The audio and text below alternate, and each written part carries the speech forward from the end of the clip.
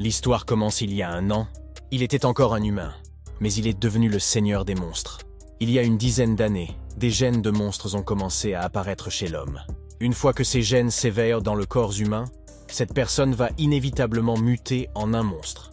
Lorsque cela se produira, le cerveau humain sera rempli d'une faim insatiable et sera contrôlé par une conscience inconnue provenant des profondeurs. C'est ainsi que notre MC est devenu un monstre et un complice de la destruction du monde. Personne n'aurait jamais pensé que ceux qui s'étaient transformés avaient encore une once d'humanité en eux. Soudain, une lumière très rapide passe devant lui. C'était une fille qui disait aux gens de lui laisser le monstre. Les gens ont alors commencé à s'enfuir. La fille a crié le nom de notre MC et l'a attaqué, lui disant de ne pas oser laisser la mutation s'emparer de son esprit. Elle se demande s'il hésite.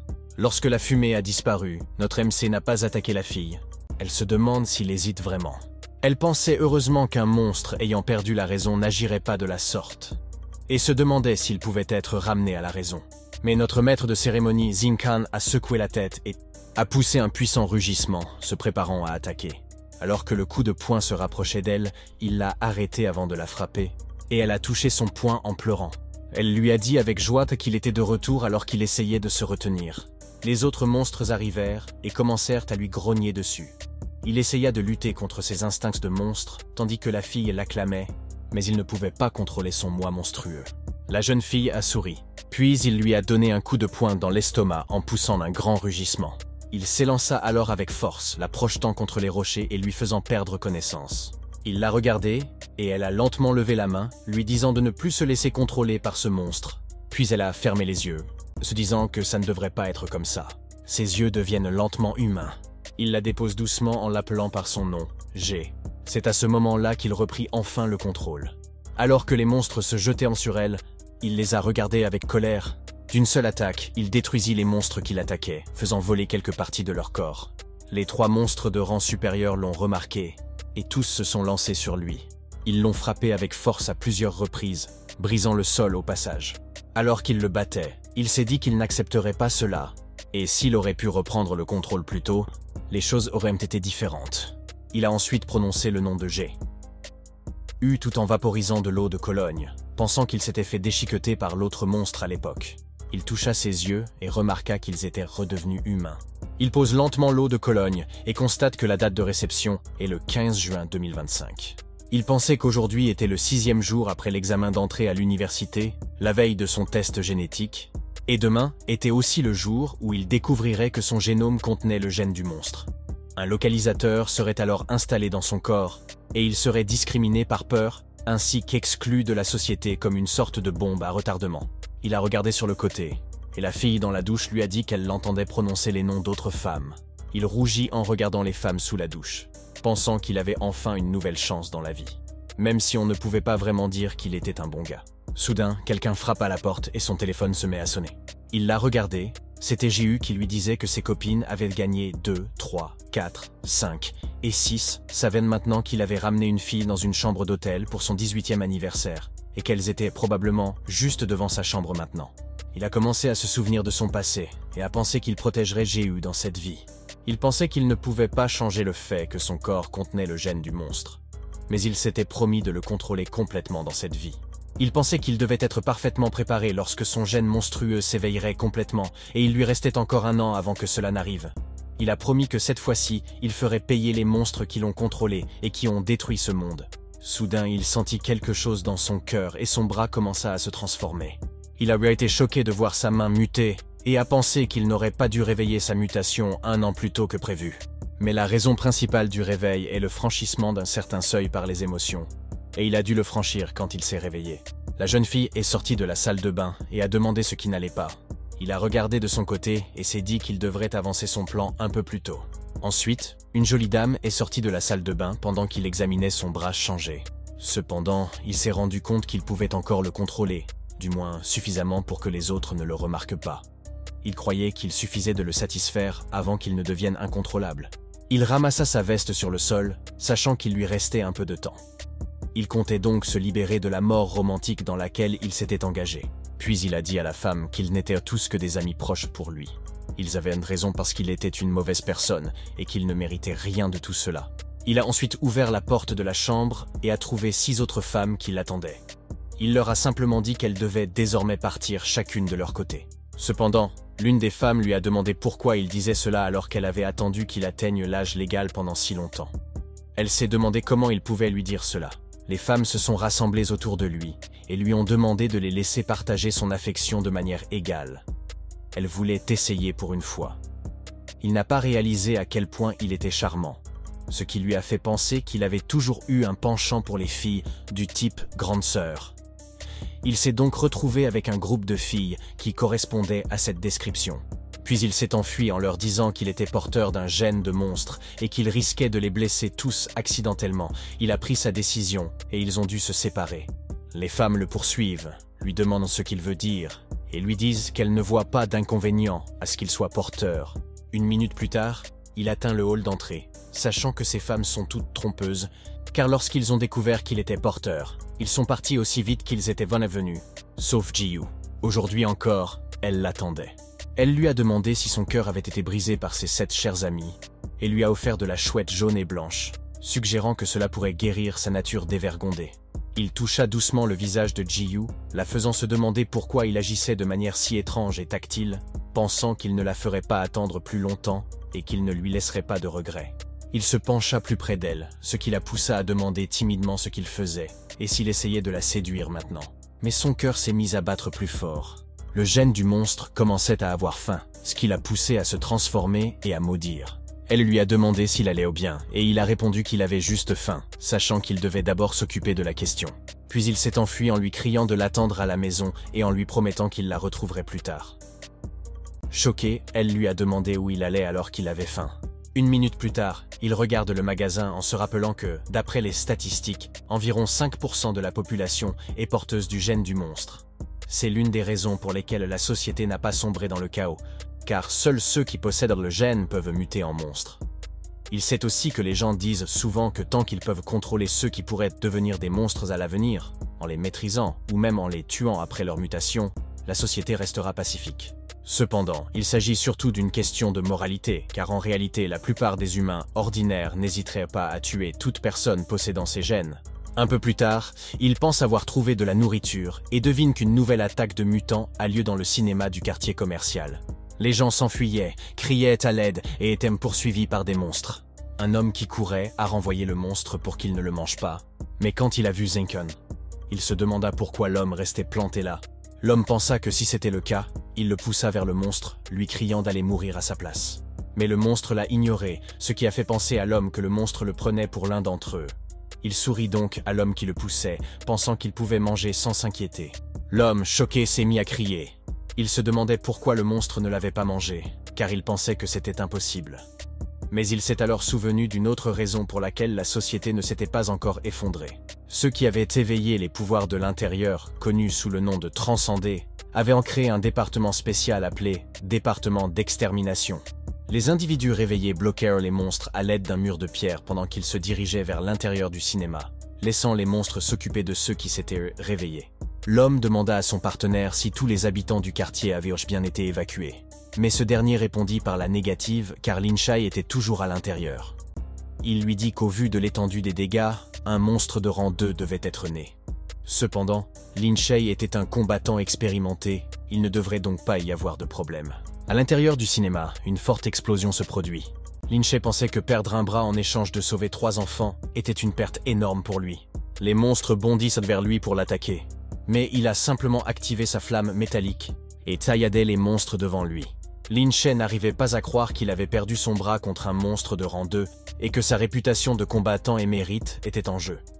Soudain, un énorme monstre apparut au-dessus d'eux. Heureusement, quelqu'un apparut et repoussa le monstre d'un coup de poing. Lin Shae se demandait qui était cette personne, car elle semblait encore plus sûre d'elle que Lin Shae lui-même. Sachant que même s'il ne s'agissait que d'un monstre de rang 2, il était impossible de le battre à poing nu. Il se demande également d'où vient Zinken, quels sont ses pouvoirs et comment il est devenu si fort. Le monstre s'écrase au plafond tandis que Zinken les regarde en se disant que cet endroit a aussi besoin d'être nettoyé. Lin Shae lui a dit de ne pas baisser sa garde car un monstre de rang 2 ne mourrait pas si facilement. Il a couru vers eux et leur a dit de venir l'aider à les mettre en sécurité à l'extérieur, ce qui a fait dire à Lin Shae qu'il pouvait s'occuper du reste. Mais Zinken l'a appelé, ce qui l'a troublé. Il s'est ensuite excusé pour ce qu'il s'apprêtait à faire et a donné un coup de tête sur le front de Lin Shae. Lin Shae tombe au sol, inconscient. Soudain, un monstre est apparu dans son dos, prêt à l'attaquer, lui disant qu'une racaille de bas étage avait tenté de voler ma proie. Il s'est retourné et a dit au monstre qu'il s'était trompé sur ce point, et a transformé son bras en disant qu'il était la proie, ici. Il frappa le bras du monstre, le faisant exploser en morceaux tandis que le monstre était confus. Puis il le frappa au visage, tandis que le monstre reconnut le bras comme étant la flamme du Seigneur, et lui demanda pourquoi il la possédait. Il lui a répondu qu'il ne le croirait probablement pas, mais qu'il avait été leur Seigneur. Et il avait même l'expérience pour le prouver. Alors qu'il plaquait le monstre au sol, celui-ci rugit, et lui demanda s'il allait le manger parce qu'ils étaient de la même espèce. Le monstre lui dit également qu'ils sont tous la force du roi, et lui demande s'il veut prendre le pouvoir du roi, le traitant de traître pendant que l'autre monstre les observait. Il mordit le monstre et lui demanda s'il s'agissait du grand chef à la silhouette effrayante, et lui dit qu'il avait décidé de dévorer leur soi-disant roi.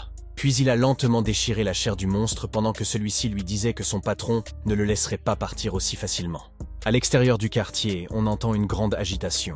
L'homme était confus en regardant le monstre, car ces monstres étaient devenus plus faibles pour une raison quelconque, et il ne semblait pas aussi unique avant.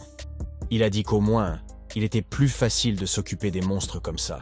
Le garçon a demandé à leur lieutenant ce qu'il en était, et ce dernier a répondu que s'il y avait un monstre de haut rang dans le groupe, les monstres de rang inférieur travailleraient ensemble avec le monstre de haut rang comme chef. Mais en voyant qu'ils perdent leur unité, cela signifie que Lynch a tué le monstre de rang 2 dans le district.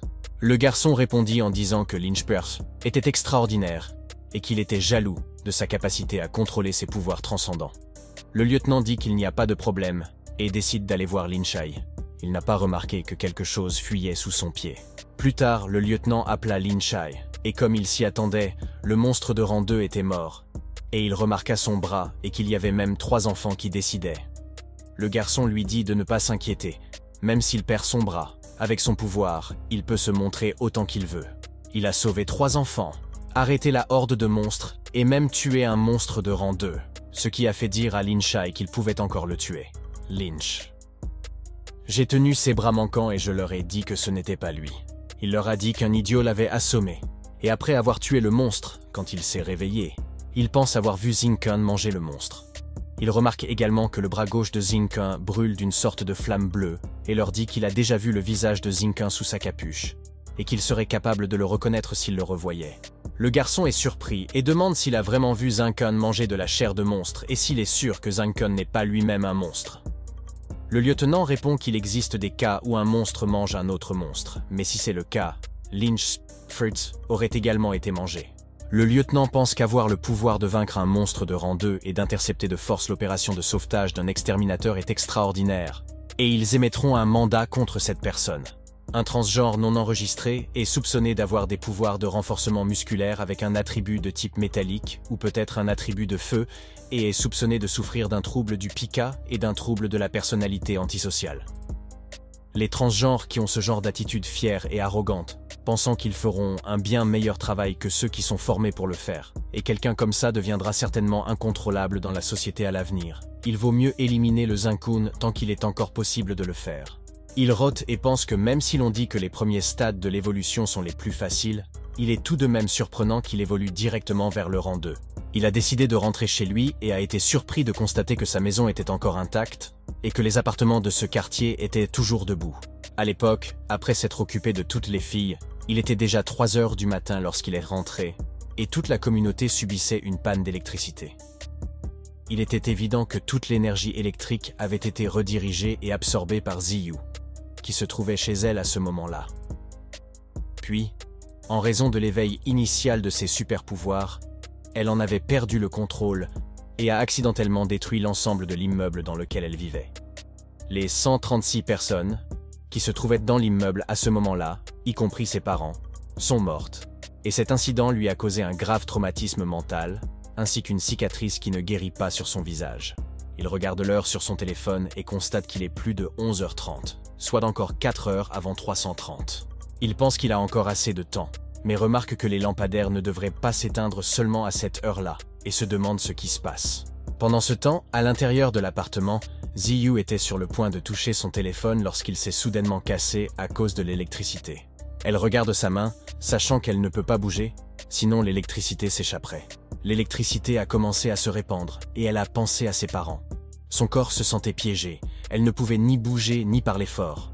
Elle se demanda s'il s'agissait de ce qu'on appelle un réveil incontrôlé, car elle sentait l'électricité la parcourir en permanence. Son corps s'est mis à trembler, et elle a perdu le contrôle. Elle craint de mettre ses parents en danger si elle perd le contrôle maintenant.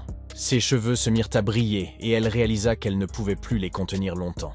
Elle supplia quelqu'un de venir la sauver. À sa grande surprise, Zinken apparut et la rassura en lui disant de ne pas s'inquiéter, car il était là maintenant. Elle lui demanda comment il était arrivé là, mais il lui a expliqué qu'il n'avait pas le temps de parler et de lui demander de lui faire confiance. Elle a rapidement accepté. Il lui tient la main et lui conseille de ne pas crier, même si elle a peur, car cela pourrait réveiller ses parents. Elle fut troublée de voir que le bras de Zinken était noir et qu'elle pouvait sentir l'électricité de son corps redirigée vers lui. Mais il semblait aller bien. Il recule et lui dit qu'il ne peut pas rester longtemps en contact direct avec elle, s'excusant de ce qu'il s'apprête à faire, ce qui laisse la jeune femme perplexe. Puis il l'a jetée à l'extérieur de l'appartement, disant qu'il devrait plutôt se rendre sur le toit. Elle sursaute et s'étonne, puis s'est couvert la bouche, craignant de tomber. Zinken a sauté de l'appartement et l'a attrapé en plein vol, lui disant de s'accrocher à lui. Lorsqu'il a dévoré le grade 2 mois plus tôt, il a acquis une nouvelle capacité appelée tentacule.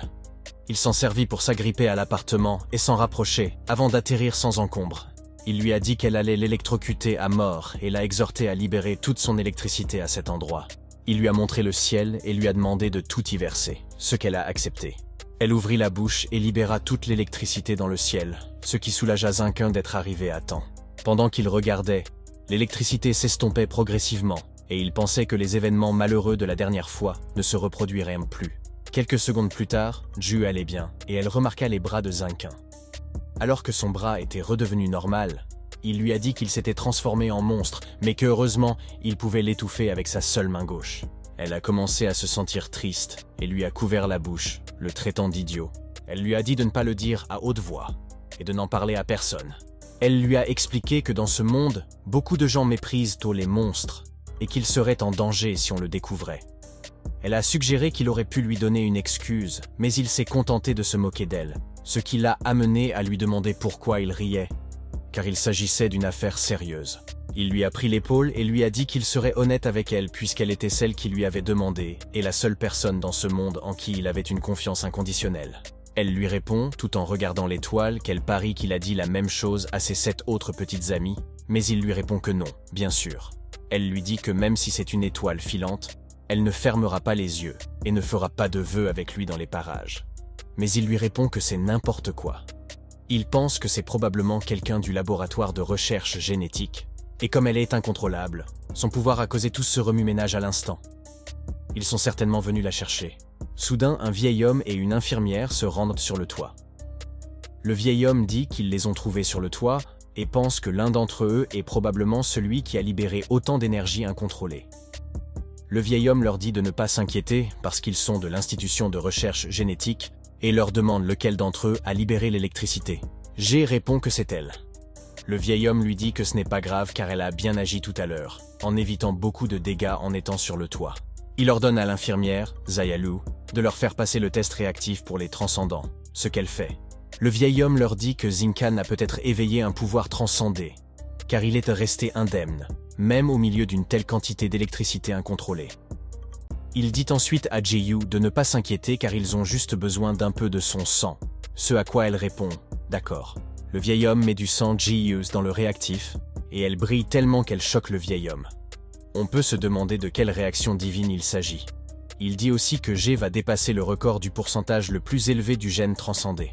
Zinken dit à l'infirmière qu'elle gaspille leur précieux réactif pour lui, tandis que l'infirmière regarde intensément le réactif. L'infirmière crie au vieil homme, lui disant que Zinken a également des gènes transcendés en lui, mais que sa réaction semble être très faible. Le vieil homme répond qu'il faut amener Zinken au laboratoire pour qu'il subisse d'autres tests.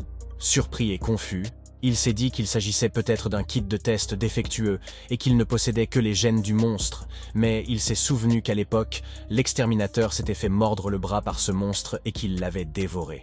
Plus tard, au centre de recherche génétique Nanu, dans la chambre de détection Transcendo 13, L'infirmière a été surprise, car il avait le plus petit nombre de gènes transcendés jamais enregistrés dans l'histoire, seulement 1%.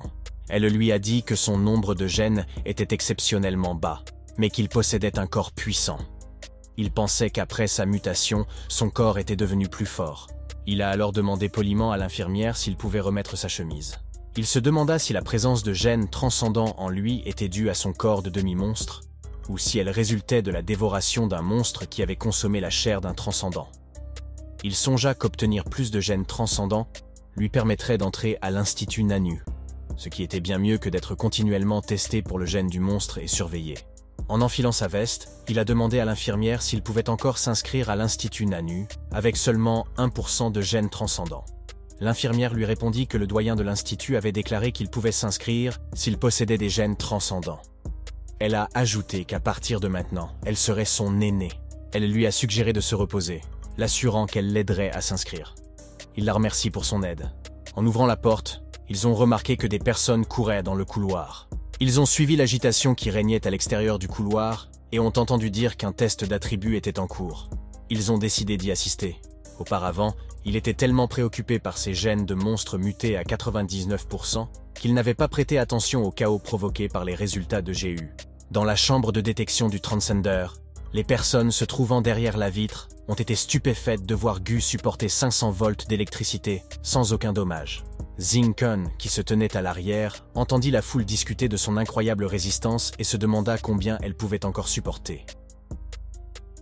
Ils mentionnèrent également une personne d'il y a quelques années avec un attribut similaire, qui avait 99% de gènes transcendants et ne pouvait supporter que 1000 volts lorsqu'elle était éveillée. Au fur et à mesure que le test se poursuivait, la tension augmentait jusqu'à 600, 700, 800, 900, 1000, mais Ju est restée indemne. Les spectateurs sont stupéfaits et commencent à se demander si elle est encore humaine. Le testeur a augmenté la tension à 2000 volts et lui a demandé si elle se sentait toujours bien. Ju a répondu calmement qu'elle ne sentait rien. Les spectateurs étaient choqués car il s'agissait d'une quantité extraordinaire de tension, surtout pour quelqu'un qui venait de s'éveiller. Ils avaient également entendu dire que lorsque quelqu'un avait transcendé plus de 90% de ses gènes, sa puissance augmentait de façon exponentielle avec chaque 1% supplémentaire, et ils pensaient que c'était le cas de Gu. La tension a continué à monter jusqu'à 280 et 3000 volts, mais Gu a suggéré qu'il s'arrête, mentionnant qu'elle n'avait pas encore libéré toute l'électricité absorbée. Elle craignait qu'en continuant, elle ne perde le contrôle et ne détruise accidentellement l'endroit. Le testeur a rapidement appuyé sur le bouton pour s'arrêter, enregistrant au moins 3000 volts comme référence, sans limite supérieure puisqu'il s'agissait d'une simple référence. Un peu plus tard, Zinken a demandé au testeur de le laisser entrer parce que Gu était son ami. Cependant, le testeur explique qu'il ne peut pas le laisser entrer pour le moment car Gu a encore une grande quantité d'électricité en elle. L'homme lui demande de la laisser libérer la plus grande partie de l'électricité afin qu'il ne soit pas blessé accidentellement. Soudain, deux hommes arrivent et ordonnent à l'homme du portail d'ouvrir la porte et de les laisser passer. L'homme en costume salue l'homme aux lunettes, Dinfan, et lui demande s'il veut entrer à l'intérieur. Il y a des vêtements de protection sur le côté de l'observatoire, mais Dinfan répond qu'il n'en a pas besoin parce qu'il ne serait pas blessé par ce morceau d'électricité, et l'homme à côté de lui, Shijai, peut l'aider à libérer une partie de l'électricité. Ils entrent à l'intérieur et ferment la porte. Shijai salue Gu et lui demande de ne pas s'approcher d'elle. L'électricité pourrait lui faire du mal, et elle doit trouver un moyen de libérer une partie de l'électricité. Il active son feu et lui dit qu'il arrive juste à temps car son feu peut l'aider à bloquer une partie de l'électricité. Il lui dit également qu'elle ne ferait de mal à personne par accident. Il lui tend le bras alors que son feu disparaît lentement et lui dit qu'il a entendu son joli nom de la bouche des chercheurs. Puis il se présente et lui dit qu'il sera son futur camarade de classe dans un nouvel établissement. Dehors, Zinken fait la moue, les voyant à travers la vitre, et pense que Shijai a certainement des vues sur Gu, faisant comme si personne ne s'en apercevait. Il pense aussi que Shijai ressemble à un chien. Gu salue Shijai et lui dit qu'il y a encore de l'électricité sur elle et qu'elle ne peut pas lui tenir la main pour l'instant. Il lui dit bref que ce n'est pas grave car ils ont encore le temps d'apprendre à se connaître. Il lui dit également qu'il ne perturbera pas longtemps son repos, car il a quelque chose à lui dire, ce qui choque Zinken à l'extérieur. Il lui dit que lorsqu'ils commenceront leur année scolaire, ils seront séparés en groupes, et que le résultat de leur devoir déterminera le nombre de ressources qu'ils recevront. En tant que troisième jeune maître de la famille Fan, Il a été testé pour avoir 90% de gènes transcendés de haute qualité et il espère former l'équipe la plus forte de l'Institut et recevoir les meilleures ressources pour leur développement en tant qu'équipe. Il espère qu'elle rejoindra leur équipe. J'ai le visage sévère, répond que c'est une bonne nouvelle et le remercie de l'avoir invité. Mais elle lui dit qu'elle a déjà un compagnon de groupe avec elle. Ce qui l'amène à lui demander si elle parle de cette personne qui est avec elle. Ce à quoi elle répond par l'affirmative. Alors que Zancan entre à l'intérieur, Shijai le regarde et lui dit que sa réaction au résultat du test était trop faible, et que son pourcentage ne serait donc pas très élevé non plus. Il lui dit aussi que les forts resteront forts, tandis que les faibles resteront faibles, et qu'un coéquipier ne doit pas retenir l'autre s'il est faible. Il espère qu'elle reviendra sur sa décision plus tard. Shu salue joyeusement Zincan et lui dit qu'il semble qu'ils seront coéquipiers et camarades de classe à l'avenir. Un fan appelle Shijai et lui dit qu'ils ont encore d'autres choses à faire avec l'institution. Shijai accepte. Avant de partir, Shijai lui dit qu'il espère qu'elle réfléchira à sa proposition. Plus tard au bureau, Shijai dit à Dean Fan que Ju est un génie avec 95% de genes transcendés et qu'il veut la faire entrer dans leur famille. Dean Fan répond qu'elle a déjà quelqu'un et qu'il ne réussira pas, quelle que soit force des efforts. Il dit à Shijai que s'il y a un obstacle, il doit l'éliminer. Au téléphone, quelqu'un signale à Dean Fan que le résultat du test de Zincan ne montre que 1% de genes transcendés. Le doyen Fan affirme qu'une personne possédant seulement 1% de genes transcendés est la même chose qu'un humain normal, et qu'inscrire Zincan dans l'institution serait un gaspillage de leurs ressources. Mais l'homme insiste, disant que le doyen a insisté, ce qui met le doyen Fan en colère, disant que sa parole ne signifie rien. Il dit à Shijai de ne pas s'inquiéter pour Zincan tant qu'il n'apparaît pas devant eux. Shijai répond que le doyen Fan s'y connaît vraiment. Pendant ce temps, Jeu regarde la main de Zincan et demande à ce dernier s'il doit la nourrir constamment pour l'empêcher de causer des problèmes, et si c'est l'effet secondaire de sa main gauche mutante. Il lui répond qu'elle a raison et qu'elle lui donne parfois envie de manger de la chair humaine. Elle lui dit avec assurance de ne pas s'inquiéter parce qu'il y a beaucoup de mauvaises personnes autour de lui, ce qui le choque. Il lui dit qu'elle ne peut pas dire cela facilement et que sa façon de penser est trop dangereuse. Soudain, la porte s'ouvre et l'infirmière annonce à Gu que ses parents l'attendent à la réception. Elle dit que c'est super et chuchote à Zincan de ne pas s'inquiéter parce qu'elle sait éviter les ennuis et qu'ils ne se feront pas prendre facilement. Elle se lève et dit à l'infirmière qu'elle partagera la bonne nouvelle avec ses parents. Zincan pense que ce n'est pas le problème. Elle le regarde et lui dit qu'elle est heureuse qu'ils puissent à nouveau être dans la même école. Ju passe devant l'infirmière et la remercie. L'infirmière répond d'un air triste. Zincan demande à l'infirmière pourquoi elle semble triste et s'il s'est passé quelque chose. Elle s'excuse et lui dit que son inscription a été refusée parce qu'ils estiment qu'une personne ayant seulement 1% de gènes transcendés n'est pas différente d'un humain normal. Il lui demande si elle n'a pas dit que toute personne disposant d'un montant quelconque pourrait s'inscrire. Elle répond de manière frustrante ce qu'ils lui ont dit et se demande ce que pensent les hauts responsables. Elle lui dit que ce n'est pas grave s'il n'a que 1%. Si vous l'avez, vous l'avez. Elle l'aidera à présenter une nouvelle demande, et si la première fois ne fonctionne pas, elle fera en sorte que cela fonctionne la deuxième fois. Il lui répond que ce n'est pas grave, et la remercie de son effort, mais lui dit que ce n'est pas nécessaire.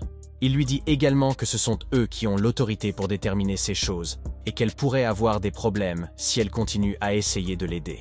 Il se dit qu'au pire, il devra utiliser ses gènes de monstre pour entrer dans cet institut. L'Institut Nanyu possède toutes les ressources dont il a besoin pour devenir plus fort, il doit donc y entrer à tout prix.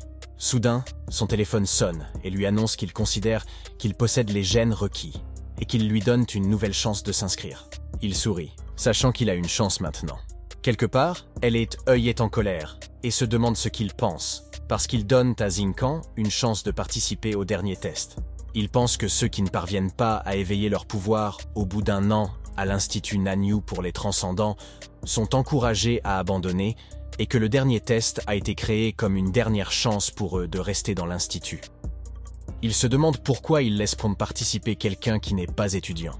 Il pense que Zincan a beau faire des efforts, il ne vaut pas mieux qu'un papillon de nuit. Le doyen Fan a demandé à Shizai de venir parce que les papillons de nuit les dérangeaient plus que d'habitude à cette époque de l'année. Shizai entre et le doyen Fan lui dit que le dernier test est une idée de Kingsh. Shizai demande s'il s'agit du doyen de l'Institut de recherche génétique et pourquoi c'est son idée. Le doyen Fan a dit que c'était sa façon de l'avertir de ne pas franchir la ligne et qu'il était déjà contrarié qu'ils aient enfreint ses règles. Il pensait que si Zincan réussissait le test, cela les mettrait tous dans l'embarras. Mais si Zincan ne passait pas, le doyen aurait l'air de protéger sa propre réputation. Shizai lui dit qu'ils doivent empêcher Zincan de passer, sinon leur famille et sa réputation seront ruinées. Le doyen Fan a fermement dit que Zincan ne passerait pas parce que ses gènes ne représentaient que 1%. Il a également déclaré que les actions de Kinch prouveraient qu'il gaspille les ressources et qu'il ne mérite pas le titre de doyen. Leur devoir était de tester et d'assurer la sécurité de l'équipement d'essai dans ces 5 jours. Quelque part, un homme nommé Lai a laissé tomber son téléphone et son camarade lui a demandé s'il allait bien parce qu'il se comportait bizarrement. Lai a lentement décroché le téléphone et a dit qu'il avait été négligent. Ils ont décidé de partir parce qu'ils avaient encore beaucoup de travail. Lai a regardé son téléphone, qui affichait un dépôt d'1 million de dollars, et il pensait que cela en valait la peine, même s'il perdait son emploi. Auparavant, il dit à son patron que tout est terminé. Il a procédé à une vérification complète des antécédents et a constaté que Zincan n'avait pas de soutien solide. Son patron a souri et l'a félicité pour son excellent travail. Il a regardé le profil de Zincan, qui ne montrait qu'un seul gène transcendant, et s'est demandé si Zincan n'avait pas poignardé les fesses de la famille de Fan, qui avait même payé 10 millions de dollars pour le dépôt, et un total de 20 millions de dollars pour son échec. 5 jours plus tard, il a vu Zincan sur le moniteur et s'est dit qu'il n'avait pas eu de chance. Il est surpris car Zincan semble émacié, comme s'il n'avait pas mangé depuis des jours. Face à de tels monstres, Zincan semblait voué à l'échec. À l'intérieur, Zincan avait très faim, avec une énergie presque totalement épuisée. Il était si affamé qu'il avait l'impression que sa poitrine pouvait toucher son dos. Il avait également une forte envie de consommer les gens qui s'y trouvaient, car leur corps contenait encore des gènes dormants. Lai arrive et leur annonce qu'il y aura 3 rounds de match à la vie à la mort et 3 tickets pour poursuivre leurs études. Il leur rappelle également que c'est leur seule chance de revenir à l'institut. Lai dit qu'il a presque oublié qu'ils sont 18 et que le doyen a autorisé un participant supplémentaire ce jour-là, ce qui les perturbe. Les participants le regardent et Lai leur assure qu'ils n'ont pas besoin de deviner ses origines parce qu'il n'est pas étudiant et que cela n'a pas d'importance. Il insiste sur le fait que c'est juste parce que 3 billets restent 3 billets et leur demande s'ils sont prêts à récupérer ces billets alors qu'ils sont attaqués par un monstre. Ils le regardent avec colère, se demandant ce que Lai entend par « équitable ». Certains soupçonnent la riche famille de Zincan de s'être frayé un chemin, d'autres pensent que le test est truqué. Zincan leur jette un coup d'œil, pensant qu'il s'est fait des ennemis, mais il écarte rapidement cette idée. Il commence à baver en pensant à la nourriture, mais il se retient de manger les gens. Lai montre la chambre d'essai, et Zincan lui demande s'il l'a fait exprès, ce qui amène Lai à demander ce qu'il veut dire. Zincan sourit et dit à Lai d'arrêter les sarcasmes car il les sent d'où il est, ce qui fait sourire Lai en retour. Zincan touche la porte et indique qu'il y a du sang dessus, ce qui va attirer l'attention du monstre. Il informe Lai que le sang provient d'un transcendant de haut rang. Lai est surpris par les connaissances de Zincan et lui demande s'il a offensé quelqu'un. Peut-être encore la famille de Fans. Lai ferme la chambre d'essai et prévient Zincan que lorsque le test commencera, tous les monstres se précipiteront dans cette chambre. Il ajoute qu'il est regrettable qu'il soit utilisé comme 18e chambre d'essai et qu'il serait terrible que la seule serrure métallique soit cassée. Lai lui rappelle que les monstres sont 5 fois plus forts que les humains et que ceux qui ont été libérés à cette époque sont aussi résistants que le métal. Il serait mauvais qu'ils le brisent, car ils le mettraient en lambeaux et en feraient un mets de choix à leur goût. Il le montre du doigt et lui dit que sa chance de rester en sécurité en ce moment est cette porte derrière lui. S'il s'en sort, il s'en sortira. Mais cela signifie aussi qu'il abandonne le test. Il explique qu'ils ne l'arrêteront pas, qu'ils voulaient juste qu'il renonce à son droit de s'inscrire et qu'ils ne veulent pas de sa vie. Alors il devrait renoncer. Il sera en sécurité et ils obtiendront ce qu'ils veulent. Tout le monde est gagnant. Il s'éloigne lentement et dit à Zincan qu'il lui donne 10 secondes pour abandonner. Zincan ouvre la porte, appelle Lai et précise qu'il s'agit de la délicatesse, pas de lui. Lai se fâche en entendant cela et lui dit qu'ils verront combien de temps il peut tenir. Dans la salle de contrôle, Lai frappe à la porte. Il dit à son patron que tout va bien, et il parie que Zincan a vraiment peur en ce moment, après avoir entendu que son seul moyen de survivre est d'abandonner. Le chef sourit et pense qu'il ne faut que 10 secondes au monstre pour atteindre la chambre de Zincan. Il dit à Lai qu'il parie 100 $ que Zincan abandonnera dans les 5 secondes. Lai rit et accepte le pari. La trappe s'ouvre lentement et le monstre rugit, impatient de sortir. Ils sautent à terre et l'annonceur déclare que l'épreuve finale commence. Ils sourient tous les deux et le patron dit qu'il va commencer le compte à rebours, mais Zincan les surprend en ouvrant la porte d'un coup de pied. Il regarde la caméra, ce qui fait penser qu'il essaie de mourir. Les 3 monstres le chargent et il les appelle pour leur donner à manger. Mais les monstres l'ignorent et passent d'assaut devant lui, pensant qu'il est l'un d'entre eux. Il se retourne, pensant qu'il a vraiment faim. Lei est choqué parce que les monstres l'ont ignoré, et le chef dit que le sang sur la porte les a probablement plus attirés que Zincan. Lei dit qu'il ne savait pas qu'il aidait Zincan en étalant le sang. Mais il se demande à quel point les gènes de Zincan doivent être mauvais si même les monstres ne veulent pas de lui. Il voit Zincan ramasser lentement le billet, mais le patron sourit et se dit que ce n'est pas grave si Zincan a eu le premier. Il y a plus qu'un monstre là-dedans. Hwayan, de la classe 2, qui a réveillé ses gènes lors de la récente attaque il y a quelques jours, est particulier car son pouvoir affecte principalement l'état mental de ses cibles. Il apparaît derrière Zincan en essayant de s'emparer du billet et en disant que c'est le sien. Il utilise ensuite l'intimidation mentale pour faire reculer Zincan. Cependant, l'intimidation mentale de Hwayan ne fonctionne pas. Au lieu de cela, Hwayan voit le monstre à l'intérieur de sa tête. Il commence à transpirer abondamment et se demande ce qui ne va pas dans l'esprit de Zincan. Hwayan recule de peur. Son nez commence à saigner et il pense que la force mentale de Zincan est beaucoup plus forte que la sienne. Il ne peut pas supporter le contre-coup des pouvoirs de Zincan. Hwayan regarde Zincan, se demandant ce qu'est Zincan, et il a l'impression que Zincan ressemble plus à un monstre qu'à un humain. Le monstre sent alors leur présence et se retourne. Les deux monstres foncent sur eux, faisant croire à Hwayan qu'ils les poursuivent maintenant. Il se retourne lentement, pensant qu'il sait qu'ils veulent manger la personne derrière lui. Mais c'est dommage parce qu'il a vraiment faim. Il tend lentement la main et supplie les monstres de le laisser les manger en premier sans qu'ils s'en aperçoivent. C'est alors qu'un petit monstre apparaît dans son pong. Il pose sa main sur le monstre et consomme un peu de son essence. Il sourit, pensant qu'enfin, après des jours, il a reçu un bon repas de gènes de monstre et remercie le monstre. Cependant, il est choqué de voir le monstre l'attaquer, mais il parvient à l'esquiver à temps. Il fait la moue et dit au monstre qu'il n'a mangé qu'un petit morceau et qu'il le considère maintenant comme un ennemi. Dans la salle de contrôle, Wai est en colère parce que Hwayan n'est pas utile, et il pense que ce n'est pas grave parce que Zincan va être tué par le monstre de toute façon. Hwayan le traite d'idiot parce qu'il ne peut pas tuer le monstre, mais il est stupéfait de voir Zincan saisir le coup du monstre. Pendant que Zincan esquive les attaques du monstre, Hwayan pense que Zincan est fort. Il se déplace comme si les attaques ne lui faisaient rien. C'est presque comme s'il jouait avec elles. C'est comme s'il les connaissait bien et qu'il les attaquait uniquement par instinct. On dit qu'une fois qu'une personne a suffisamment d'expérience dans le combat contre les monstres, les tuer devient une seconde nature. Mais un seul coup du monstre et Zincan est en difficulté. Pourtant, il trouve le courage d'attaquer tous les points faibles du monstre, mais peut-il vraiment les tuer?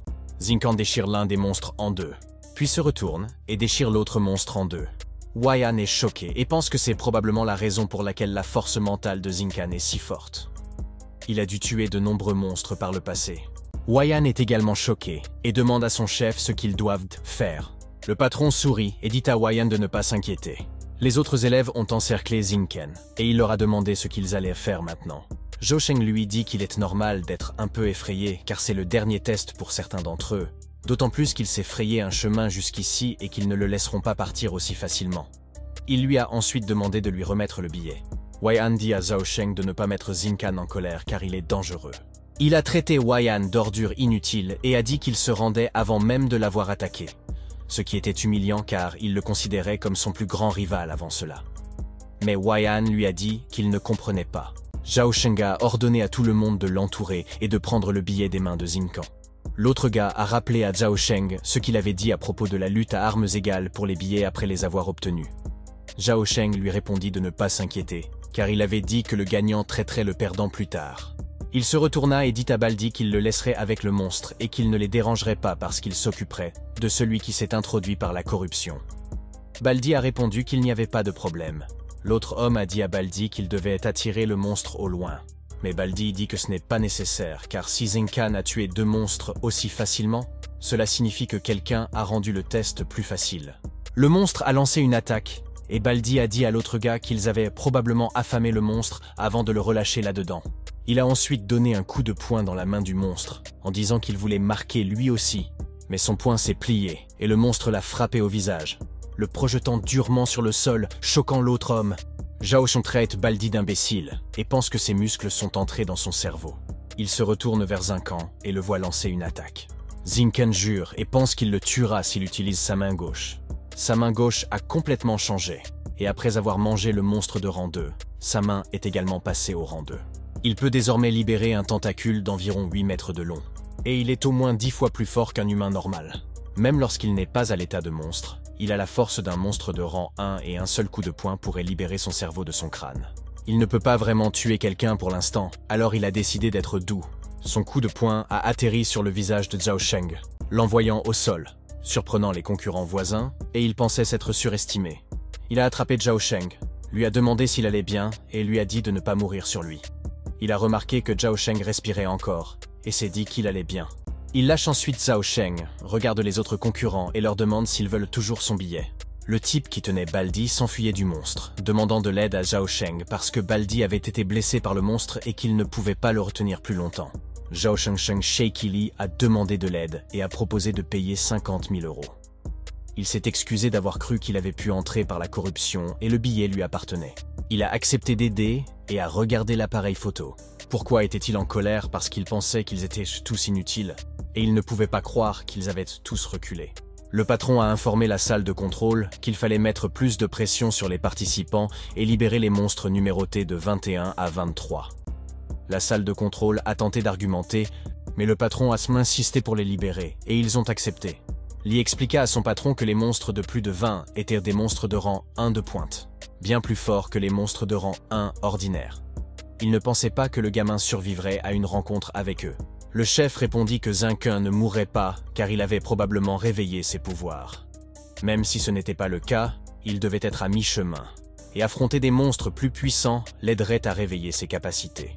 Lee demanda ce qu'il devait faire, et le chef expliqua que les monstres de plus de 20 se trouvaient dans la zone expérimentale de l'installation.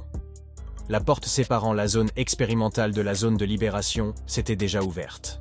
Il ordonne à Lee d'ouvrir la porte de sortie au niveau 2 et de détruire l'alimentation principale et l'alimentation de secours du terrain d'essai des participants. Lee commence à transpirer, car sans électricité, les portes électriques ne servent à rien. Si la porte de sortie était ouverte, les monstres se précipiteraient, y compris 15 monstres de rang 1 dans la zone de sortie des niveaux supérieurs. Sans parler des 18 monstres de rang 1 de la zone expérimentale, ils se précipiteraient tous dans la zone de test en un rien de temps. Ils ne pourraient pas s'échapper en utilisant le bouton d'urgence, et ils seraient tous dévorés par les monstres. Le patron lui dit que tous les participants s'étaient déjà préparés à la mort au moment où ils ont décidé de prendre part à ce test, et qu'il est donc normal qu'ils s'attendent à mourir, ce qui le choque. Lee dit à son patron, Chen, qu'il ne peut pas le faire parce qu'ils seraient condamnés à mort s'ils étaient découverts, et demande pourquoi il n'abandonne pas la tâche. Chen répond qu'il s'agit d'une mission confiée par la fameuse famille de fans, et lui demande s'il sait ce qui se passera s'ils ne font rien après avoir reçu autant d'argent. Il lui dit de ne pas s'inquiéter car il s'assurera qu'il ne sera pas condamné à mort. Il lui propose également de lui donner 10 millions pour la peine et de l'envoyer hors de cette ville s'il le souhaite, et lui demande s'il est intéressé maintenant. Lee, en sueur, accepte de le faire. Sur le terrain d'essai, Zinken frappe le monstre d'un seul coup. Zhao Sheng est stupéfait et pense qu'il est difficile d'imaginer ce que Zinken a dû endurer pour devenir aussi fort. Zhao Sheng, le visage défait, lui dit joyeusement de ne pas s'inquiéter de la promesse, car il s'assurera de la tenir. Même si personne ne paie, il paiera de sa poche, même s'il n'a pas beaucoup d'argent. Il lui dit de ne pas s'inquiéter parce que sa sœur et lui travailleront dur pour obtenir l'argent. Sa sœur lui donne une tape sur la tête et lui demande pourquoi il la mêle à tout cela. Baldi retourne dans sa chambre d'essai pour récupérer, et il devrait être de retour dans la sienne aussi. Zhao Sheng lui dit que son cou était à moitié brisé à l'instant et qu'elle l'a brisé. Elle s'excuse ensuite auprès de Zinken et le remercie, et il lui dit que ce n'est pas grave. Il soulève lentement Zhao Sheng et il dit qu'ils dîneront ensemble après cela et que c'est sa fête, mais il ne répond pas. Mais il sourit et répond d'un ton taquin que ce n'est pas grave parce qu'il a déjà mangé. Mais soudain, il est choqué et leur dit de faire attention car il y a un grand monstre au-dessus d'eux. Zhao Sheng lève les yeux, confus, puis il bouscule sa sœur et l'autre gars. Le grand monstre tombe sur Zhao Sheng, les choquant tandis que 2 autres monstres tombent. Sa sœur crie son nom et s'inquiète. Pourquoi dans son étonnement et se demande ce qui se passe parce que cela ne fait même pas une demi-heure, et il libère le deuxième tour. Le monstre atterrit sur le sol, et le gars crie qu'ils auraient dû les prévenir s'ils changeaient les règles. Le monstre rugit vers eux, et il remarque qu'ils ont l'air de 2 monstres classés. Il pense qu'ils font tout pour l'empêcher de passer ce test. Le grand monstre saisit Zhao Sheng par les jambes. L'autre homme dit à la fille, Zhao Tao, de se ressaisir parce que Zhao Sheng est parti et qu'ils seront dans la même situation s'ils ne partent pas. Mais Zhao Tao essaie de faire valoir que son frère n'est pas encore mort. L'autre s'enfuit en s'excusant, et pourquoi s'enfuit aussi, laissant Zinken et Zhao Tao. Le grand monstre soulève Zhao Sheng et la fait appeler par son nom. Elle se heurte alors au monstre et lui demande de lâcher son frère. Mais ses tentatives échouent et elle tombe au sol. Elle pensait qu'ils pourraient être ensemble. Mais elle réalise maintenant qu'ils pourraient mourir ensemble. Elle crie fort pendant que Zincan la tire et lui demande si elle est stupide. Il lui suggère que si elle veut mourir avec quelqu'un, qu'elle choisisse au moins quelqu'un de beau, et son frère ne fait pas l'affaire. Elle tente de la raisonner, mais il lui dit qu'il ne laissera pas Zhao Sheng se faire manger. Il lui dit d'aller là-bas pendant un moment, puis il la jette à Wian en lui disant de la rattraper. Wian se retourne, confus, et elle le fait tomber à terre. Zincan pense qu'une fois que les monstres auront mangé Zhao Sheng, ils évolueront au rang 2, mais pour les tuer, il devra faire muter son bras gauche. Le monstre le regarde et il trouve cela gênant. Il court vers le monstre et lui propose de le laisser emmener Zhao Sheng. Zhao To est surpris car il est prêt à affronter 3 monstres juste pour sauver son frère. Wian, quant à lui, est à terre. Pris de vertige, Zincan s'arrête de courir, ce qui désoriente le monstre, et dit qu'il semble qu'il ne le considère pas comme leur ennemi tant qu'il ne les mange pas. Puis il frappe le bras du monstre en lui disant de lui donner la nourriture parce qu'il lui en serait reconnaissant. Il attrape Zhao Sheng avant de tomber au sol et dit au monstre de ne pas être en colère contre lui. Il jette ensuite Zhao Sheng dans un coin, en disant aux monstres qu'ils n'auront plus faim lorsqu'ils l'auront dévoré. Zhao Sheng se réveille et tombe par terre, se demandant si Zincan l'a sauvé des monstres. Il se roule, dit que ça fait mal et pense qu'il va le faire. Zhao To se précipite joyeusement vers lui, alors qu'il crache du sang. Elle lui dit que Zincan les a sauvés tous les deux, ce qui lui donne l'impression de devoir beaucoup et l'incite à dire quelque chose de désagréable. Elle lui donne une tape sur la tête et lui demande s'il essaie de faire du mal à son frère. Il lui dit alors sérieusement d'arrêter de faire l'imbécile et lui dit qu'ils doivent quitter la zone de test immédiatement. Mais elle fait remarquer que le billet est par terre, là-bas, et qu'elle essaiera de l'attraper après qu'il les aura emmenés dans la chambre d'essai. Il n'est pas d'accord et dit qu'il devrait arrêter de participer au test parce que les choses deviennent trop étranges. Il lui demande de lui faire confiance. Puis elle l'aide à marcher jusqu'à leur chambre. Pendant ce temps, Zincan est occupé à esquiver les attaques des monstres. Il demande aux monstres s'ils savent qu'un monstre de rang 1 comme eux ne tiendra qu'une journée, et ce, sans utiliser la flamme du Seigneur. S'il l'utilise, il peut tuer l'un d'entre eux toutes les 10 secondes, mais le coût est trop élevé. Il donne un coup de poing dans l'estomac du monstre et lui dit qu'il doit en dévorer une centaine s'il veut évoluer jusqu'au rang 3. Il se demande pourquoi il est si difficile d'évoluer, et leur demande de le laisser les dévorer tous. Il remarque alors que l'écoutille est ouverte, et pense qu'ils avancent à nouveau le test. Dans la chambre, Zhao Sheng est sur le point d'appuyer sur le bouton. Il lui dit que leur vie est plus importante que leur avenir et que le risque est plus grand cette fois-ci que les fois précédentes. Il appuie sur le bouton, mais la porte ne s'ouvre pas, et il se demande s'il n'y a pas une panne d'électricité. Zhao To est horrifié par ce qu'elle voit. Il se retourne vers elle et elle lui dit de regarder derrière lui, et voit un tas de monstres tomber comme une pluie sur le terrain d'essai. Les participants ont donné un coup de poing à celui qui tenait le billet et l'ont saisi, le revendiquant comme sien. Il a ensuite mis le billet dans ses vêtements pendant que les autres essayèrent de le lui prendre. Il a crié qu'il voulait être riche et se venger des méchants qui l'ont méprisé. Il a levé les yeux et a dit qu'il ne lâcherait pas l'affaire. Mais il a vu le monstre écraser ses rivaux sur le sol. Il jette alors un coup d'œil autour de lui et voit les autres participants se faire dévorer et tuer par le monstre. Il se redressa, choqué, se demandant ce qui se passait. Il ne devrait pas y avoir autant de monstres. À un niveau supérieur, Lei les observait. Il a dit qu'il avait détruit la source d'énergie de secours et qu'il n'y avait plus de retour en arrière possible.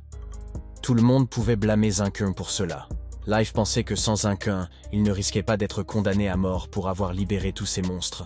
Mais il s'est mis en colère lorsqu'il a vu Zincan le regarder et lui a demandé pourquoi il riait. Lei était ennuyé et pensait que l'endroit où il se trouvait était le plus sûr en ce moment.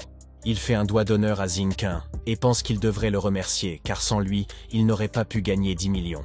Pendant que Zincan combattait le monstre, celui-ci lui a dit qu'il quitterait le pays demain et qu'il mènerait une vie insouciante. Pendant ce temps, Zincan se ferait manger. Soudain, Zincan lança le bras du monstre qu'il tenait vers Lei, mais il ne le toucha pas, ce qui déconcerta Lei. Lei rit et dit que Zincan ne peut même pas lancer correctement. Cependant, le bras vola en arrière et frappa Lei à l'arrière de la tête. Lei a crié et n'a pas pu croire ce qui s'est passé. Il est tombé devant les monstres. Il demande en tremblant à Zincan, qui combat encore le monstre, de le sauver. Il lui promet de partager une partie de ses gains. Zincan répondit qu'il y avait trop de monstres et qu'il ne pouvait pas sauver les autres, et encore moins lui. Il lui demanda comment il pourrait le sauver, et il aurait de la chance s'il ne lui lançait pas accidentellement l'un d'entre eux.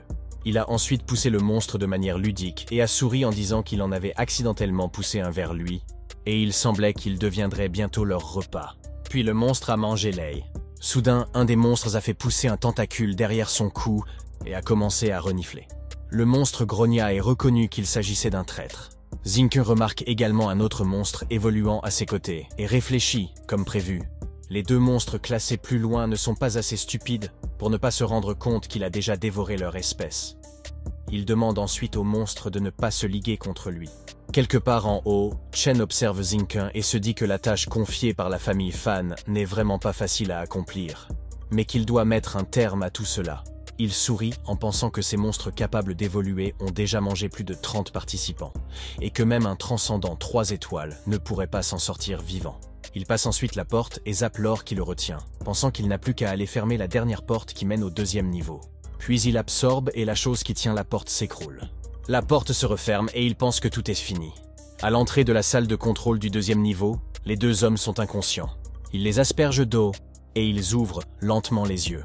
Il fait claquer avec colère les tasses qu'il tient et leur ordonne de lui dire ce qui s'est passé. Il leur demande pourquoi il y a une panne d'électricité sur le terrain d'essai, sans parler du fait que toutes les sources d'énergie sont coupées, parce que toutes les portes ne peuvent même pas être ouvertes. Le type aux cheveux noirs répond que ce n'est pas de leur faute, car il les a tous assommés plus tôt, et que c'est certainement lui qui a détruit toutes les sources d'énergie de secours. Chen leur demande d'arrêter de rejeter la responsabilité sur quelqu'un d'autre et leur dit que tout cela est arrivé parce qu'ils se sont relâchés dans leur travail. Il leur ordonne de rétablir le courant, faute de quoi ces lieux de précaution ne serviront à rien. Il leur demande comment ils pourront entrer et sauver les participants si quelque chose devait arriver. L'homme aux cheveux noirs bégaye et répond qu'il faudra au moins une demi-heure pour le restaurer. Chen sourit et lui dit de le faire et ajoute que Dieu sait quel travail ou quel mensonge il faisait à l'instant.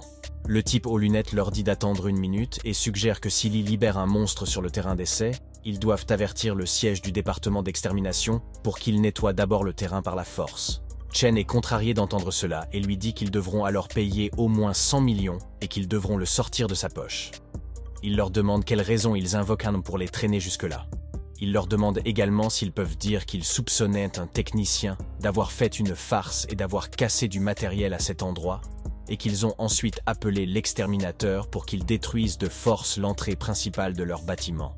Il leur demande d'arrêter de faire des bêtises et de rétablir rapidement le courant. Il sourit, pensant qu'au moins cela prendrait une demi-heure, et d'ici là, il ne resterait plus que les monstres. Il retire lentement sa manche gauche, tandis que le monstre se jette sur lui. Il pense qu'il doit les remercier tous, car il peut enfin se transformer sans souci. Puis il serre le poing, et demande au monstre de venir à lui, et de lui permettre de les voir tous une dernière fois. Puis il frappe les monstres à l'aide de la flamme du Seigneur tout en leur disant qu'il espère sincèrement qu'ils n'auront pas de gènes de monstres dans leur prochaine vie. Il rote, pensant qu'il mange trop. Il frappe le monstre devant lui et pense que toute cette énergie est bien plus importante que ce à quoi il s'attendait. Est-ce parce qu'ils ont mangé beaucoup de participants non éveillés et qu'il a indirectement consommé les gènes transcendants des porteurs? Il pense qu'il ne peut plus se sentir mal et que, quels que soient les gènes de monstres ou de transcendants, ce sont toujours des gènes humains pour lui. Il mangera même si le goût est horrible. Ce n'est que lorsqu'il aura acquis suffisamment de force qu'il pourra entrer en enfer et vaincre le dieu démon. Après tout, s'il n'entre pas en enfer, qui le fera? Le monstre grogne contre lui et le traite de traître avant de disparaître. Il lui demande de se taire. Lorsqu'il a parlé de camarades, il ne s'adressait pas aux monstres, mais aux propriétaires originaux de leur corps. Il leur dit aussi que ce sont eux qui ont volé les corps de leurs camarades et qui ont traité les monstres d'intrus étrangers de parasites. Il les détruira dans leur soi-disant roi. Soudain, il sent que son bras gauche recommence à évoluer et pense qu'il a gagné de l'énergie grâce à tous les gènes de monstres et de transcendants. Il pense, d'après l'expérience qu'il a acquise dans sa vie antérieure, que l'évolution vers le rang 3 implique d'abord le cerveau, et chaque monstre est connecté comme l'Internet. Tout comme un téléphone qui coûte 100 Yu et qui se connecte au réseau. Il pense également qu'évoluer au rang 3 revient à passer de 100 Yu et un téléphone à 1000 Yu et un téléphone, tout en étant capable de contrôler tous les 100 Yu et téléphones, et même de rechercher des téléphones qui valent plus de 10 000 Yu, voire plus. Il sent alors que la connexion se renforce, et pense qu'il doit couper les liens avec les autres monstres, car s'il peut les chercher, ils peuvent le trouver aussi. Il commence à tousser et pense qu'il doit se couper les bras, mais il est trop tard. Il voit ensuite Zhao Sheng et Zhao Tao essayer de convaincre les autres participants. Saiying Zinkun les a sauvés. Sans compter que Zinkun est gravement blessé en ce moment même à cause d'eux. Il demande aux gens s'ils sont ses frères d'armes, puis fait preuve de loyauté et n'ose pas prendre les affaires de Zinkun. L'homme donne un coup de pied à Zhao Sheng et lui dit qu'ils se sont mis ensemble uniquement parce qu'ils partageaient un intérêt commun. S'il pense vraiment qu'il peut les dominer en tant que grand frère, il n'est qu'un idiot que l'on peut influencer avec quelques mots doux. Zhao Sheng crache du sang et Zhao Tao l'appelle verbalement, tandis que l'homme dit que c'est leur chance, parce qu'il n'y a que 3 billets pour la suite de l'étude. En fin de compte, ils s'entretueront pour l'obtenir. Il lui demande s'il s'est trompé. L'homme montre Zinkun du doigt et dit à Zhao Sheng que ce n'est pas lui qui lui a demandé de tuer ces monstres. Zinkun a été blessé parce qu'il pensait pouvoir s'en sortir tout seul. S'il veut blâmer quelqu'un, qu'il blâme Zinkun de vouloir être un héros. Ils s'approchent de Zinkun et lui disent qu'ils savent qu'il est vraiment blessé en ce moment. Ils lui demandent de leur remettre son billet s'il ne veut pas être blessé. Ils soupçonnent également qu'il a pris les 2 autres billets et lui demandent de les rendre tous les 3. Zhao Sheng lui dit de ne pas bouger, car il va s'occuper d'eux. Il ne peut pas les laisser faire du mal à leur sauveur. Pendant ce temps, Huyan les appelle de l'arrière, criant à Zhao Sheng de ne pas y aller car il sera certainement blessé. Xiao Shao se retourne et demande si ses sens ont détecté quelque chose. L'homme demande à Zinkun de le lui remettre, ou ils le prendront eux-mêmes. Soudain, un monstre surgit du sol et dévore l'homme tout entier. Les autres participants qui étaient avec lui sont stupéfaits. Ils demandent ce qui s'est passé et se demandent s'ils ont un problème avec leurs yeux parce qu'il n'est plus là. Il lève la tête en tremblant et reconnaît le monstre comme étant le dragon de terre. Le dragon de terre hurle, les obligeant à se boucher les oreilles, mais ils s'évanouissent toujours sur le sol. Les oreilles, les yeux et le nez de l'homme saignent. Il se souvient avoir déjà vu cela aux informations, qu'une ville du sud, ainsi que le bureau d'extermination, ont été complètement détruits par un dragon de terre alors que les transcendants 4 étoiles locaux étaient absents de la ville. Lorsque les transcendants 4 étoiles des autres régions arrivent en renfort, ils parviennent à peine à repousser le dragon de terre. Ils s'agenouillent sur le sol, pensant qu'ils sont dans le pétrin et se demandant pourquoi ils s'intéressent aux billets, puisque tout le monde va mourir. Puis le dragon de terre le dévore d'un seul coup. Le dragon de terre lui fonce dessus. Il pense avoir attiré l'attention de quelque chose de puissant, après s'être connecté au réseau des monstres. Faire tomber leur chef est une tâche difficile, et la route est longue. Le dragon de terre le frappe et il s'écrase contre le mur. Mais il réussit à attraper l'attaque du dragon de terre. Ses mains sont abîmées et il se rend compte que la différence de force musculaire est trop importante. Il ne peut y résister et doit trouver un moyen de prendre l'avantage. Lentement, il sort le petit monstre de sa paume. Il reconnaît que le dragon de terre n'est qu'un tentacule. Il y a 2 minutes, dans la salle d'attente des gardiens, les parents étaient assis, priant pour que leur fils et leur fille réussissent sur l'examen. Jéhu se tenait devant les parents qui parlaient. Elle pensait que le terrain d'essai se trouvait juste devant eux. Elle savait que l'électricité s'était soudainement éteinte à l'intérieur tout à l'heure et que cela faisait plus de 10 minutes que le courant n'était toujours pas revenu. Elle se demandait si cela devait faire partie des épreuves.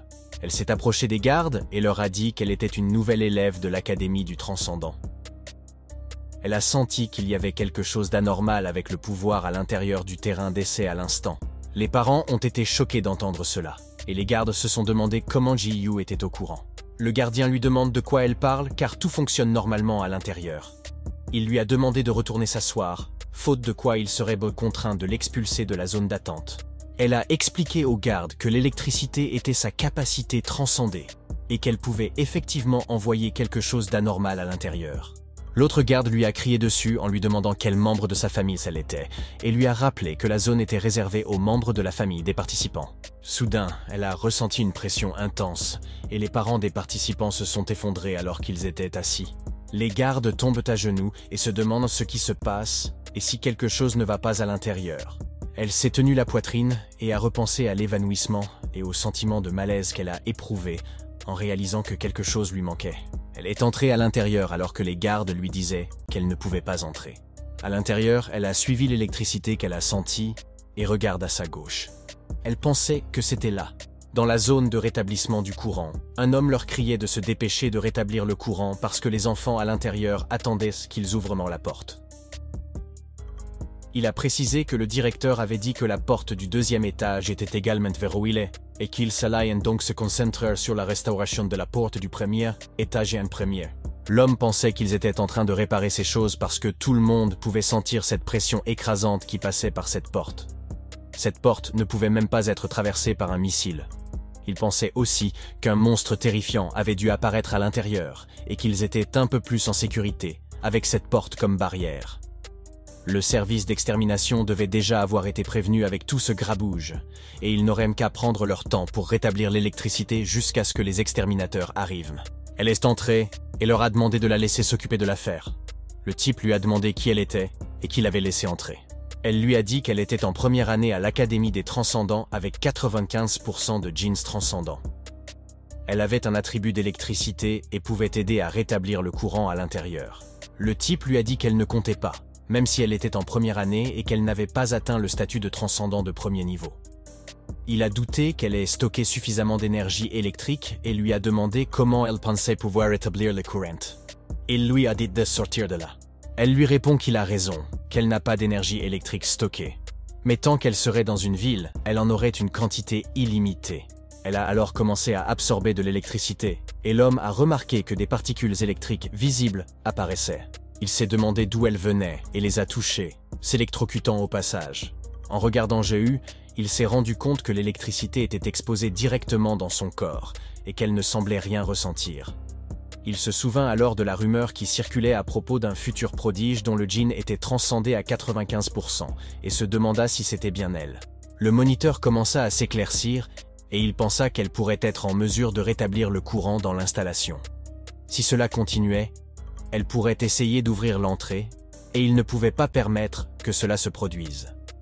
Il se dit également qu'il ne savait pas quel genre de monstre était apparu sur le terrain d'essai, mais qu'il devait être extrêmement dangereux à l'intérieur. Il était là pour travailler et ne voulait pas risquer sa vie. Il lui a dit d'arrêter parce que son pouvoir était instable et qu'elle pouvait facilement détruire le matériel qui se trouvait là. Il lui a demandé si elle savait que tout cela appartenait au gouvernement et qu'il ne tolérerait pas son imprudence. Elle lui a demandé s'il allait l'arrêter. Il lui a répondu que tout ce qu'il savait, c'est qu'elle essayait d'entraver leur travail et d'endommager leur matériel. Il a ordonné à l'équipe de maintenance de la retirer immédiatement. L'équipe de maintenance a pointé ses armes sur elle, tandis que l'homme l'a averti de ne pas agir de manière imprudente. Ils l'ont encerclée et l'homme a menacé de l'achever si elle faisait un pas de plus. De retour sur le terrain d'essai, il utilise la flamme du Seigneur sur les dents du monstre, et remarqua que les dents du dragon de terre n'étaient pas faibles face à la flamme du Seigneur. Le dragon de terre lui mordit la main et la déchira en deux. Il regarda sa main, s'interrogeant sur la dent noire car elle était à la fois très offensive et défensive. Elle ne l'avait même pas touchée une seule fois, mais elle pouvait quand même drainer une partie de son pouvoir génétique. Si cela continuait, son évolution vers le rang 3 serait stoppée. Il esquiva l'attaque du dragon de terre, pensant qu'il devait trouver un moyen d'éviter ses dents noires. Puis il utilisa ses tentacules pour s'enrouler autour du corps du dragon de terre, se rapprochant ainsi de lui. Il se rendit compte que ses tentacules ne pouvaient pas percer sa peau, mais au moins, il pouvait l'attraper. Tout en se ressaisissant, il envisagea d'utiliser la flamme du Seigneur pour brûler l'enveloppe extérieure et voir s'il pouvait extraire un peu de sa chair pour la consommer. Soudain, il est choqué de voir que le dragon de terre était même capable de faire pousser ses dents noires sur son corps.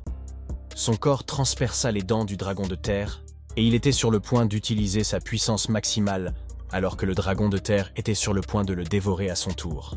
De retour à la centrale électrique, le gars pensait que Ji-Yu, qui n'était qu'une jeune étudiante, devrait reculer après avoir fait étalage de sa force. Mais il craignait que l'académie ne s'en prenne à lui s'il lui faisait du mal, et il n'était donc pas question d'utiliser une arme à feu. Soudain, il a senti des coups dans sa poitrine, et l'équipe de maintenance a paniqué, tirant avec leurs armes sur Ji-Yu. Les balles se rapprochaient d'elle, et il pensait que les agents de sécurité avaient pris peur et avaient tiré. Ces idiots n'avaient aucune maîtrise de soi, et il craignait d'en être tenu pour responsable. Cependant, les balles ne l'ont pas touché, et il s'estime chanceux, mais se demande si tout cela n'est pas dû à la chance. Ji-Yu regarda sa main et réalisa qu'une telle circulation d'électricité pouvait créer un champ magnétique. Le gars a également remarqué qu'elle avait créé un champ magnétique extrêmement puissant autour d'elle, qui a dévié toutes les balles. Elle a rassemblé ses pouvoirs dans ses doigts, et le téléphone du gaz a bougé, puis s'envole vers Ji-Yu, en même temps que les autres armes. Elle leur ordonne d'ouvrir la porte maintenant que l'électricité était rétablie. Au deuxième niveau, Chen pensa que quelque chose ne tournait pas rond à l'intérieur et ordonna à ses hommes de se dépêcher de rétablir le courant. Mais l'homme lui dit que le courant a été rétabli, ce qui choque Chen qui lui demande s'il veut dire que l'électricité a été rétablie. Chen se demanda ce qui se passait et pourquoi les réparations du deuxième étage n'avaient pas encore commencé. Il se demanda si l'équipe de maintenance du premier étage avait soudain bénéficié d'un regain d'énergie et avait non seulement réparé les lignes du premier étage, mais aussi connecté les câbles du deuxième. Leur efficacité n'était pas aussi élevée auparavant. Il leur demanda de vérifier si la surveillance avait repéré des monstres en liberté à l'intérieur. L'homme a répondu qu'il ouvrirait la porte pour laisser sortir tout le monde en premier, faisant croire à Chen qu'il essayait de mourir. Chen a cliqué sur le bouton, et la porte s'est lentement ouverte, tandis que la porte de Ji-Yu s'ouvre à son tour. Chen s'est précipité pour voir ce qui se passait, et Ji-Yu se dirige lentement vers le terrain d'essai. Elle aperçoit le dragon de terre et est surprise. Les agents de sécurité se demandaient quel était ce monstre, et l'un d'eux a demandé s'il n'avait pas lu les nouvelles, car il s'agit d'un dragon de la terre. Ji-Yu a remarqué que Sinken combattait le dragon de terre, puis elle a activé ses pouvoirs, provoquant une panne d'électricité dans l'établissement. Chen regarda prudemment vers le bas, se demandant ce qui se passait et pourquoi de l'électricité circulait sur le sol. La moitié de la ville a alors connu une panne d'électricité. Au siège du département d'extermination, la jeune fille a appelé son commandant et lui a signalé une forte poussée d'électricité le long des fils centrés autour du terrain d'essai. Elle a indiqué qu'elle était probablement causée par le nouvel arrivant Ji-Yu, qui avait sans doute encore perdu le contrôle. Cependant, étant donné le niveau de défense du terrain d'essai, il ne devrait pas y avoir d'effondrement généralisé. Le commandant demanda si les ambulances d'extermination disponibles et le Center 4 étoiles de l'institution étaient en route. Elle répondit que la station de surveillance de Kinshu les avait envoyés dès qu'elle avait détecté le tremblement de terre et l'aura anormale du monstre. De retour avec Sinken, il remarque la chute de débris dans l'électricité et se demande s'il s'agit de Ji-Yu. Il sourit, pensant qu'elle était d'une grande aide. Mais avant de faire quoi que ce soit d'autre, il décida de prendre d'abord une bouchée du dragon de terre. Il l'empoigna fermement et arracha la chair du dragon de terre tout en créant une certaine distance. Il pensait avoir enfin mordu à l'hameçon et courut immédiatement vers Ji-Yu, suivi par le dragon de terre. Chen, qui observait d'en haut, réalisa que la tâche de la famille Fan n'était pas aussi simple qu'il le pensait. Il pensait que quelqu'un avait certainement quelque chose à cacher, mais cela n'avait plus d'importance. L'apparition du dragon de terre était un coup de chance pour lui. Sinken a réussi à sauver Ji-Yu à temps. Chen ordonna à deux hommes de rassembler rapidement tous les individus dotés de capacités transcendées et de bloquer le dragon de terre avant l'arrivée de l'exterminateur. Il insista sur le fait que le dragon de terre ne devait en aucun cas blesser qui que ce soit à l'extérieur, et que cela donnerait une chance de survie aux étudiants restants. Les deux hommes acceptèrent, et Chen sourit, pensant que personne ne pourrait l'arrêter maintenant. Sur le terrain d'essai, Sinken courait en tenant Ji-Yu, et savait que le dragon de terre avait bloqué tous les autres. Il n'avait plus qu'à attendre un peu. Soudain, sa main devint grande, et il réalisa que l'évolution de la troisième étape devenait encore plus intense. Il était impossible de conserver une forme humaine. Il sentit alors quelque chose sur son côté et se prit une attaque surprise avec ses bras de monstre. Chen était impressionné par le fait que Sinken ait réussi à contrer son attaque. Mais il a été choqué de voir que Sinken a écrasé son attaque, et Chen a demandé à savoir ce qu'il était. Voilà, c'est la fin de la vidéo. Si vous avez aimé cette vidéo, commentez la partie 2 dans la section des commentaires.